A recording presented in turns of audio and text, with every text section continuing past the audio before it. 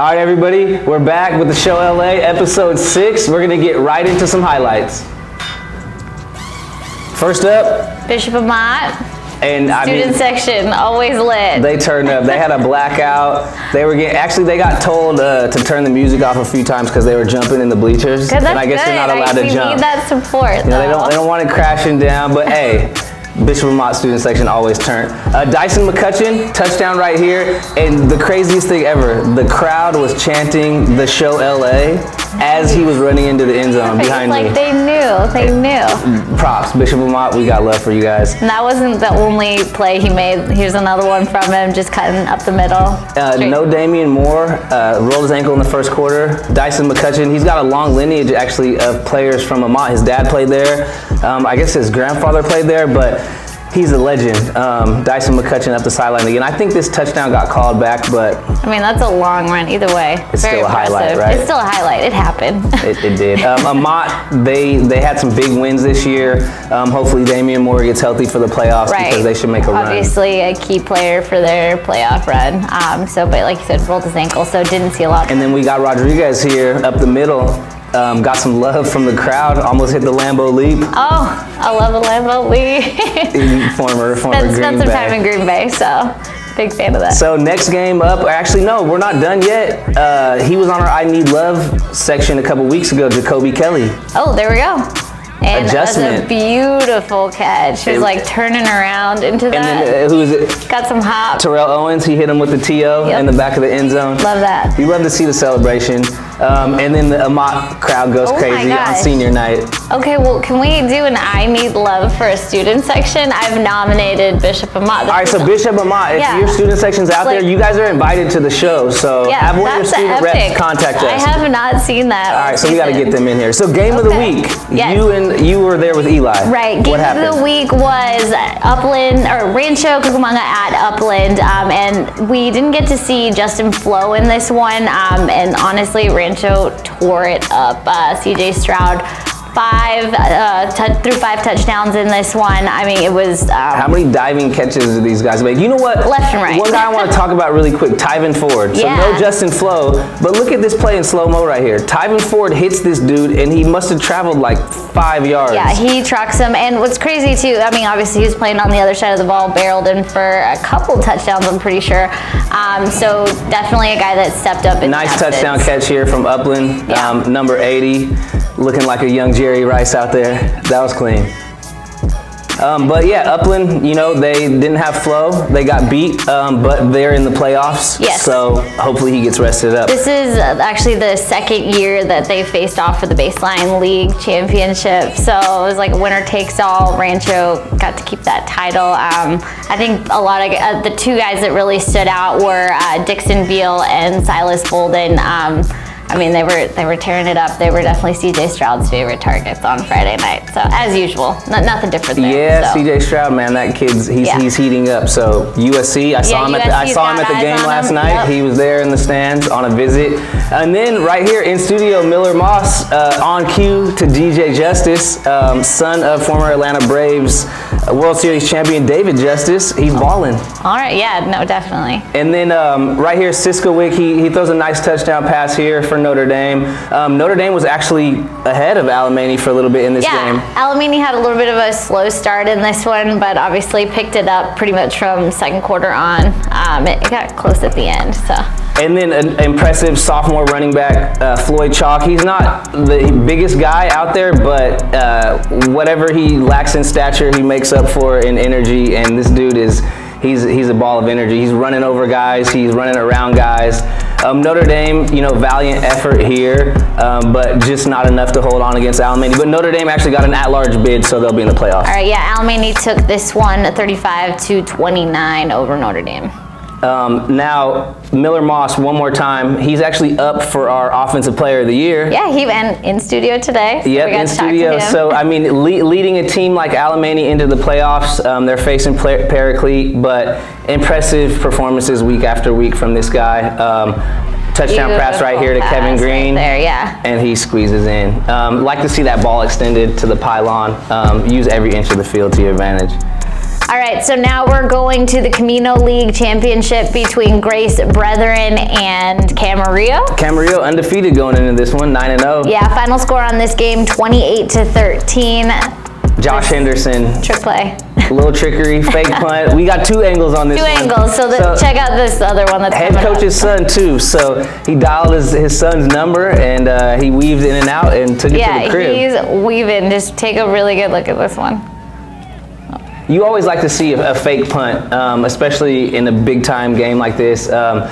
We got Miller in the studio. He's used to Alemany running a lot of trick plays. The Clausens dial up a lot of trickery, but right here, fake punt, touchdown. And then who do we got here? Jesse Valenzuela. Oh yes, this is a kick return, a touchdown, so catch and the also weaving. You gotta like the execution. Oh, the reverse right here, yeah. The pitch, like 7 out of 10. He snatched it up and taking it all the way home. he dipped. So when I dip, you dip, we dip. I'm a little bit older, so you might not remember that song. Reference was lost. 28-13. We got Grace taking this one. Great game. Touchdown pass right here to number 11, Bennett. And up in the air, extended arm. that was a dime. That was beautiful. So Grace Brethren headed into the playoffs with a huge win over Camarillo.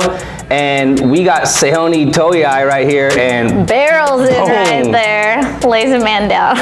That's what you call getting punked. Pancaked? Punked, pancaked, some other words I probably can't use on air, but you got damaged, homeboy.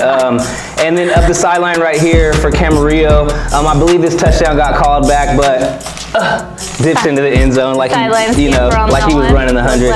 Danny was at this game, DSPN, John Humphrey, UCLA commit at his future stadium. Nothing but green grass, the Rose Bowl, UCLA alum here, so rivalry at the Rose Bowl. And like DSPN said, it was a spooky night at the Rose Bowl, man. I've never seen the stadium that empty. That is so weird If to we were see, in Texas, they might have filled that stadium. Pasadena Muir, they played in front of maybe a couple hundred, but D Holmes was there from Pro Way, Muir legend, and they took it 33-0.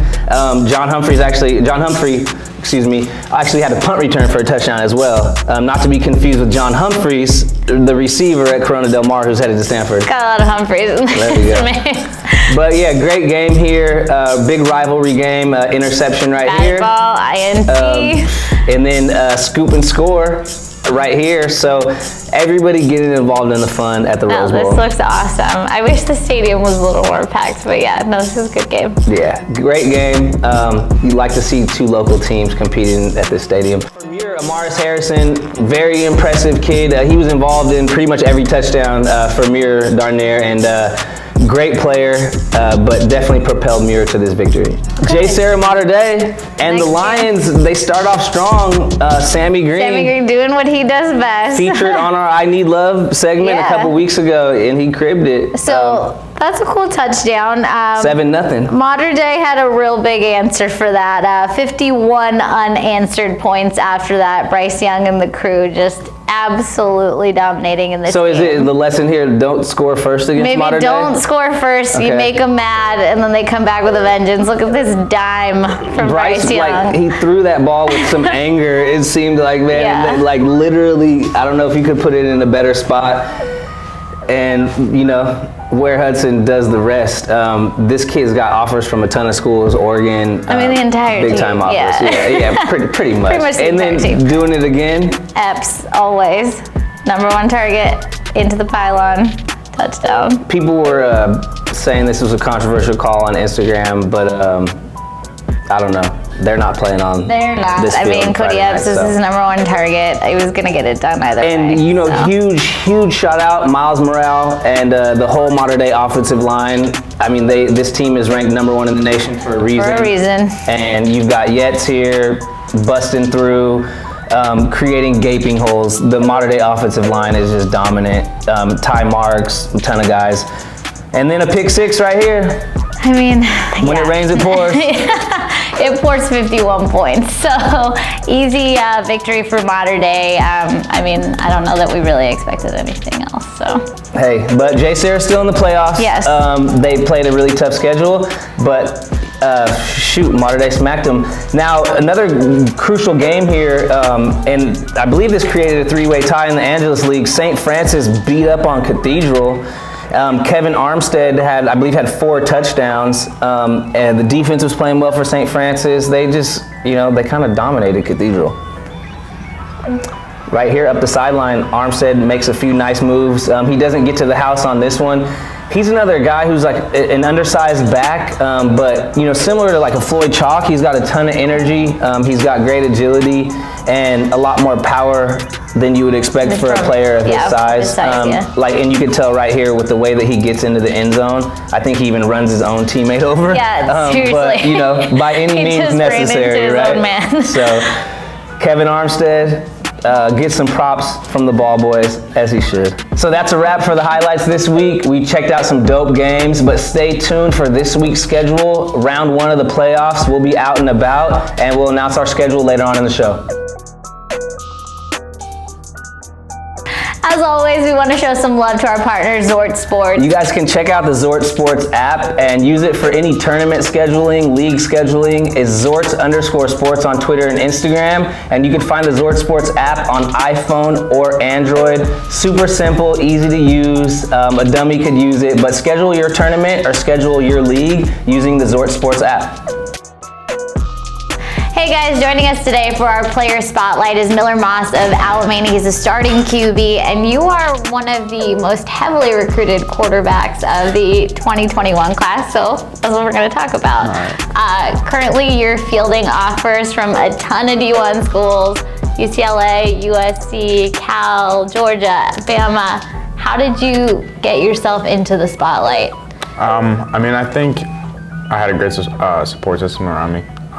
Huge credit to all my coaches and all those kind of guys that have helped me along the way. Obviously, I have a little bit of talent, but I was able to put myself in situations to be seen by a lot of people, and was able to perform well in those situations. So I'm super grateful for my support system and all that kind of stuff. But those guys really helped me get to where I am today.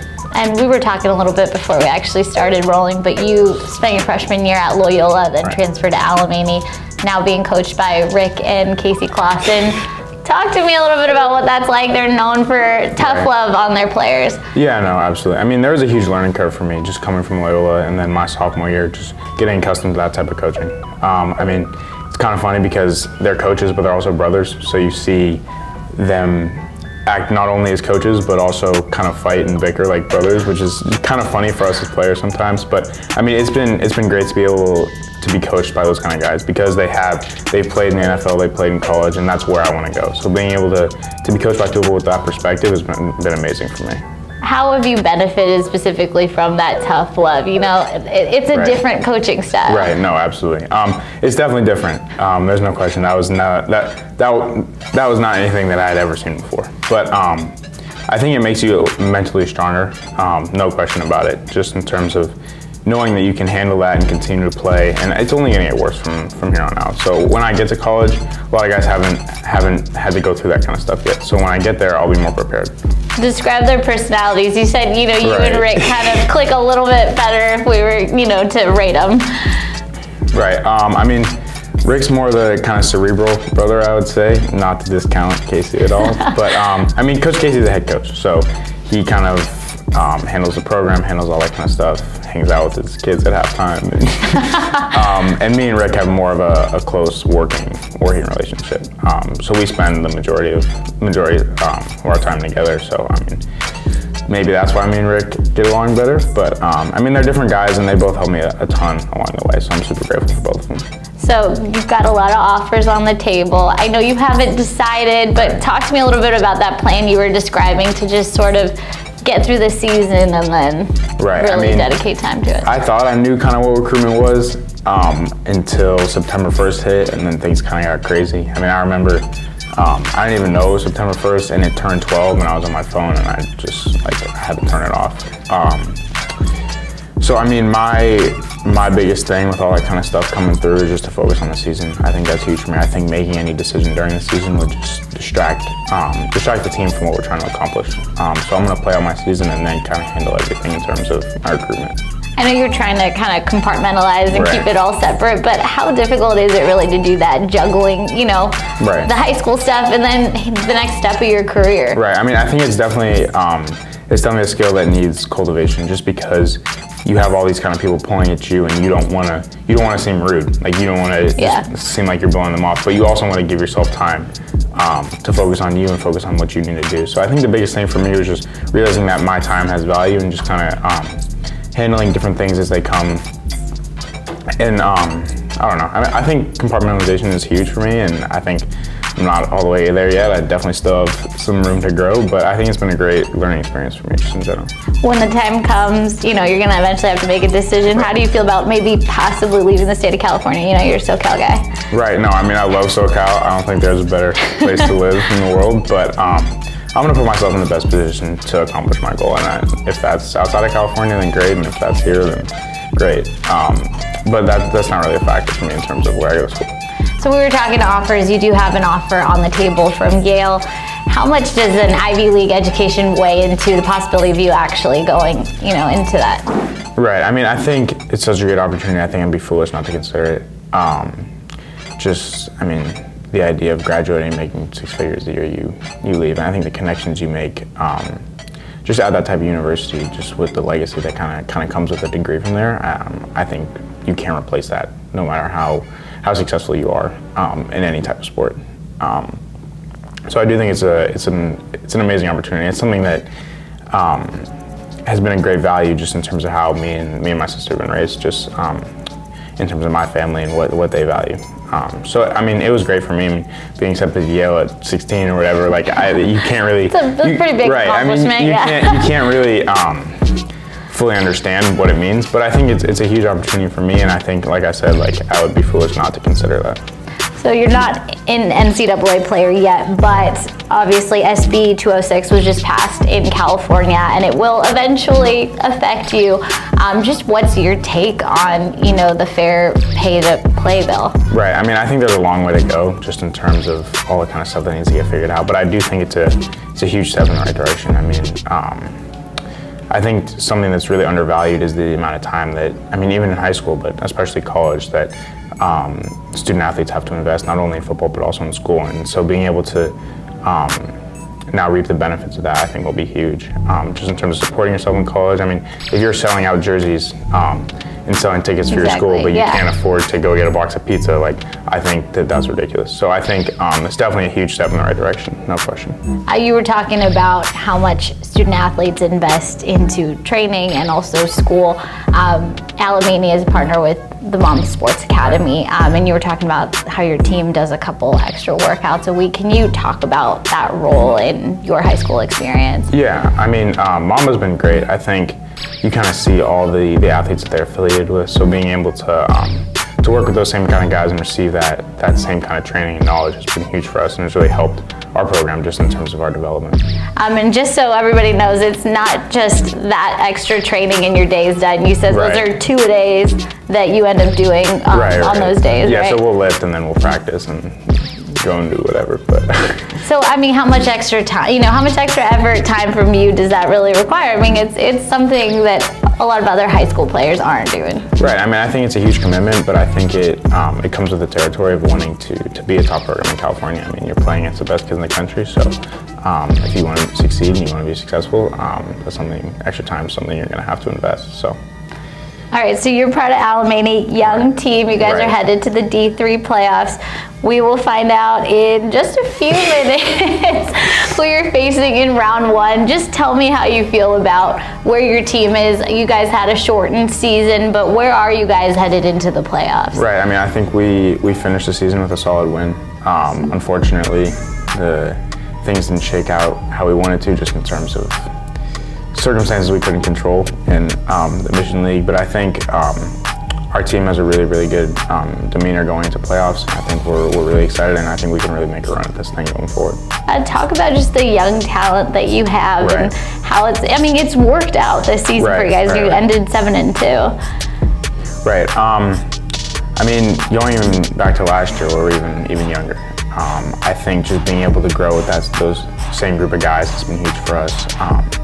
And it's something that you really don't see that often, where we're 10 of 11 guys last year are underclassmen, and that's not juniors, that's sophomores and freshmen. Freshmen, yeah. So that being able to go through that with those same guys and then continue to go through that just through the rest of our high school experience has been great, and I think that we'll be better for it just in the long run, because I mean when we're seniors we'll have gone through things that guys haven't gone through, and I think there are definitely growing pains in that process, but we'll 100% be better for it in the long run. All right, and just if you had it your way, who's the team you faced in round 1 of the D3 playoffs? I don't even know. Have you even really thought about it? Or just I really waiting? haven't. I just want to see who we're playing. I mean, we'll play anyone. That's our attitude. So, I mean, I'm excited to see who we get. So obviously Saban is pulling NFL grade talent. Do you feel as if he is vetting you during this recruitment process? You know, do you really think about all the exchanges that you have and Right. the answers you give him? Right. I mean, I think a big thing with Saban is he doesn't recruit the player. I think he recruits the person, which is huge. I mean, with very few exceptions, freshmen aren't allowed to give interviews at Alabama because you go through a whole process on what to say, what not to say. And I think that's just one example of him teaching his players how to handle themselves as men, not as players. And I think the way he kind of attacks the development of his players is a huge reason why people are attracted to that program and want to play for him. How big is the contrast between that and all the other programs that you visited, you know, made official visits to and have been recruited by? Right. I mean, not to discount any other program, obviously. But Yeah. I got to see Alabama practice. I got to kind of watch that environment, and I think the culture there is just different. I don't think it's. I mean, I was at Georgia. I mean, there's talent everywhere. I don't think that's a question. I mean, even USC, most talented guys in the country. Yep. But I think the culture that Coach Saban has been able to build, the stability there, and just the idea that everyone there is on the same mission. Everyone there is there to go to the NFL. They're not there to go have fun in college and be part of a frat. Like they're there for one thing, and that's to play football. So I think just the culture that he's built there is what really separates them from everyone else. So brackets just dropped. We're having Miller take a look at the matchups for round 1 of the Division III playoffs. You're playing Paraclete. Yep. What are your thoughts? Don't really know that much about him, but I intend to learn a lot just this week in terms of film study and that kind of stuff. I know my boy CJ is over there playing quarterback, so it'll be good to see him, but definitely looking forward to a good game. And how do you feel about round 2? You were taking a look at the possible options for who you'll face. Right, so I mean, obviously you want to focus on 1 week at a time. 1 week at a time. But we're going to have the winner of Cathedral and Tesoro. So, I mean, I don't know much about Tesoro, but I know my boy Chad at Cathedral. Tried to get him to Alamany, didn't work out, but... Now you get to possibly face him in the playoffs. Right, no, so that'll definitely be a fun game as well. So I'm looking forward to it. All right, we're back, week 6. This is Hard Hits. I got D-Boone to my right, to your left. D-Boone, I'm about to hit you hard, man. Are you ready? All right, bet. Come on. So you played at Corona Centennial. Yeah. Okay? Now, we were talking about this a few weeks ago. I have a huge problem, Corona Centennial. You guys just won your 10th straight Big 8 title. 10 in a row.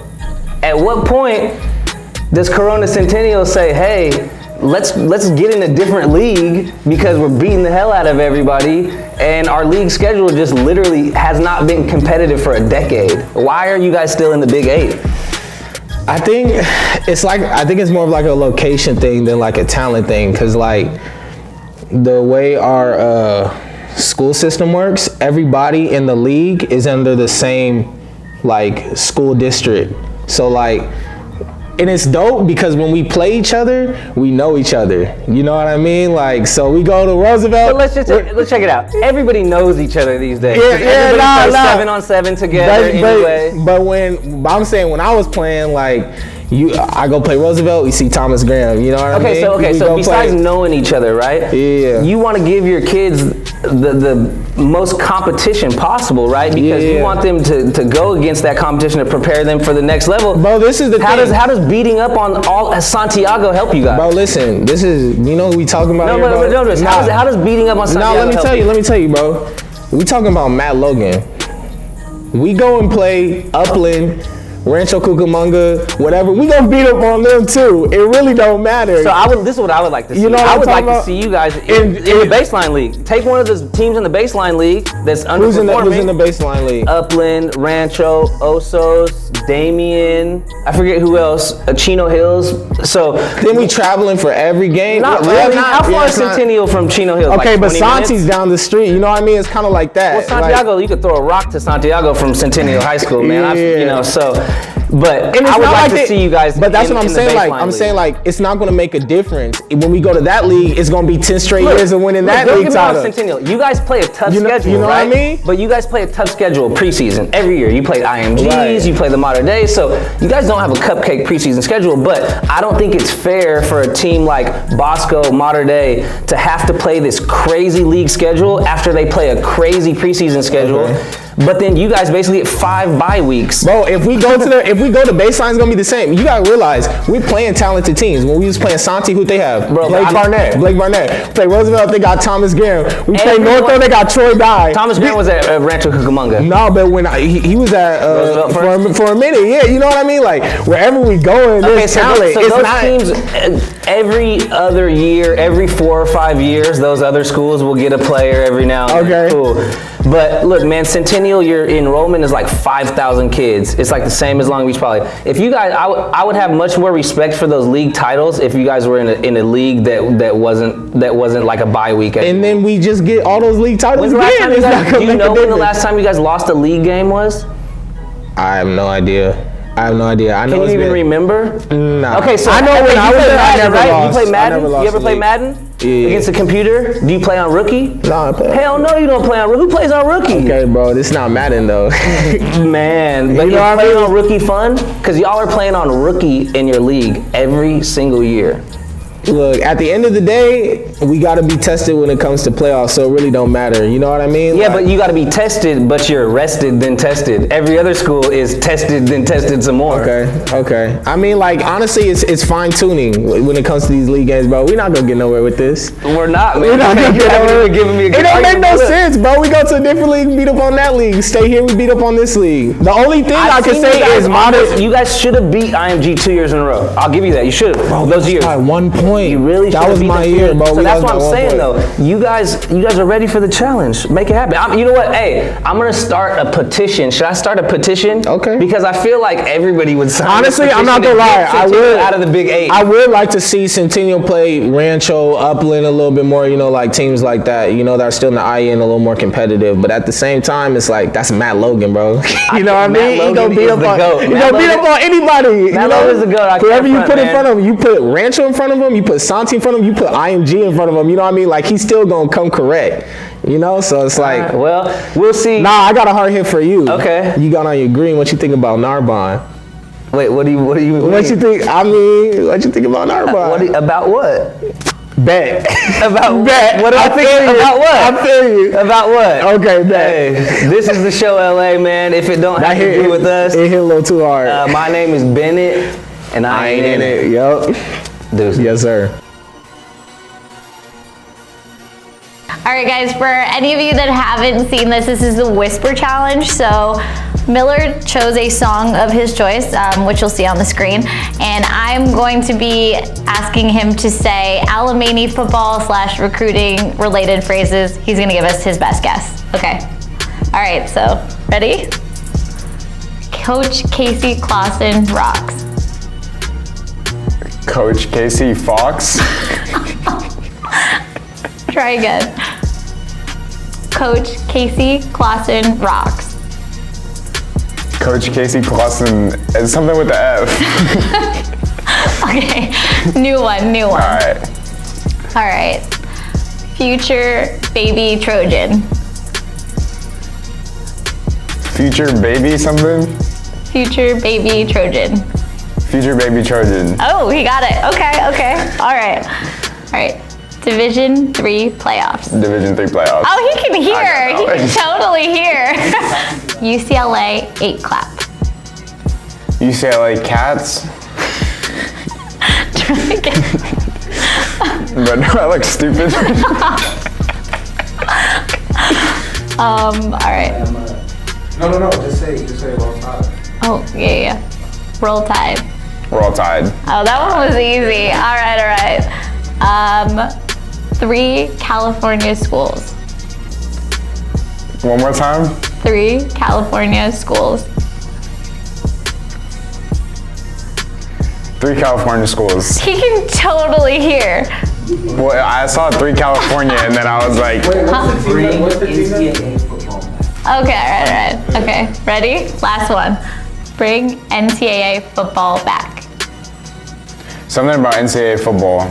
Bring NCAA football back. Does it bring it back? Yeah. All right. All right. I need love. What's up, everybody? I'm Miller Moss, taking over this week's segment of I Need Love, featuring myself right here. First up, we have Jonah Carnell, only a junior, playing wide receiver for Rancho Verde. I played with this guy for premium 7-on-7 circuit, just landed his first offer from NAU. Congrats, bro, but you got a lot more coming and keep balling out this year. Next up, we have Mousa Palu, sophomore guard for Alamany. Helps keep me safe and helps my mom sleep better at night. One offer from Penn State so far, but that's definitely gonna pick up going forward. We're gonna continue to show you love, and I love you. Last but certainly not least, we have Devin King, plays my least favorite position, defensive back, committed to Maryland, goes to Gardena Serra. Got to play against this guy week 8 and just gave our receivers hell the whole game, locked down, matches up really well one-on-one, great speed. So gonna continue to show him love as well, and best of luck in the D2 playoffs. Hey folks, ESPN here. The regular season's in the books and the playoff matchups have been set. In the Division I playoffs, the clear-cut #1 seed is the Mater Dei Monarchs, undefeated. They match up with the Bishop of Mount Lancers, who ran through the Mission League undefeated, but shouldn't put up much of a fight in this one. Expect the Monarchs to advance. In the 2-7 matchup, St. John Bosco will take on Calabasas. The Coyotes have finally moved up divisions and now are going to get a chance to play against the big boys, but they're going to get a rude awakening in this one and probably be out pretty easily. The 3-6 battle features the IE Kings Curtis Centennial taking on the Trinity League powers of Jay Serra. I don't think the Lions have the offensive output to keep up with the Huskies. In the 4-5 matchup, it's a clear-cut toss-up. You have the undefeated Mission Viejo taking on the Servite Friars. While the Diablos come in undefeated, the Servite's been more battle-tested, and I expect them to squeak out a close game. Now, in the Division II playoffs, it's a wide-open field. Pretty much any team has a legitimate shot to make a run for the title. The top seed coming in is Sierra Canyon, and right off the bat, the Blazers will get to see what they're made of. They take on Trinity League team Santa Margarita in the 1-16 matchup. The #2 seed coming in is San Clemente, and they take on Valencia in what should be a competitive game. The 3 seed is Norco, and they do a tough draw with the Chaminade Eagles coming in. Expect that to be one of the better games of the first round. The 4 seed Rancho Cucamonga gets to play a team close to home. Murrieta Valley will come in and give the Cougars all they want, but expect Rancho to advance. All right, guys, time for Game of the Week. Just wanted to make an important note. Division I will actually have a 1-week bye. Our Game of the Week is a Division III playoff game. It'll be Alamany at Paraclete. Former Alamany coach Dean Harrington actually is now the head coach at Paraclete. It's a little bit of an interesting coaching history there. Yeah, there's definitely going to be, I don't want to say bad blood, but there's going to be some animosity probably between the two teams during that game. CJ Montes, quarterback for Paraclete. He's a youngster. He can definitely get it done. Paraclete, another year in the playoffs. A few years ago, they were actually state champs. Last year, they got knocked out against Cajon and Jaden Daniels. This year, they face a tough Alamany team. Alamany 7-2 Miller Moss, headed into the Kevin playoffs. Green, Junior Tui Alamaka. They've got a great young team, and they should give Paraclete some problems. And if they do advance to the next round, it's either Tesoro or Cathedral. All right, so Mixtape Crew will be out at Paraclete. Hope to see you there. All right, y'all, we're gonna hit you with a brand new segment this week called Still Ballin'. These are dudes that we covered in high school who are still making things happen at the college level. First up, we got Big Avery Williams. He was at St. Francis. I believe he went out to Santa Margarita and made his way to Boise State, and the dude is still ballin'. Had a 66-yard punt return for a touchdown this week in a close win. Hank Bachmeyer, freshman from Murrieta Valley, he's still ballin' and helped lead Boise State to a big victory. Another dude that's still balling, Stephen Blaylock, DB, former Polynesian Bowl All-Star playing for UCLA. He's led the team in tackles for the last few weeks. A ton of solo tackles as a DB. If you're all over the field like that, you're still balling. Shout out to Stephen Blaylock from St. John Bosco. Two other guys that are killing it. Tyler Vaughns, Randy Moss Jr., Bishop Amat legend, had a couple of mosses in the game against Oregon. Tough loss for USC this weekend, but Tyler Vaughns, he's still balling. And on the other side, at the wideout position, we got Michael Pittman Jr., former Oaks Christian baller, son of former NFL running back Michael Pittman Sr.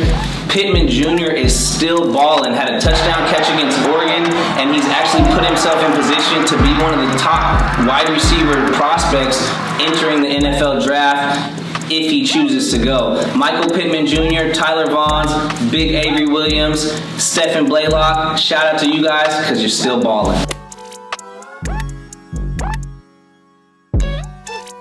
Thanks so much to everyone for joining us for week 6 of the show LA. We just wrapped up the regular season, but please make sure to stay tuned for all of our playoff coverage to come in next week.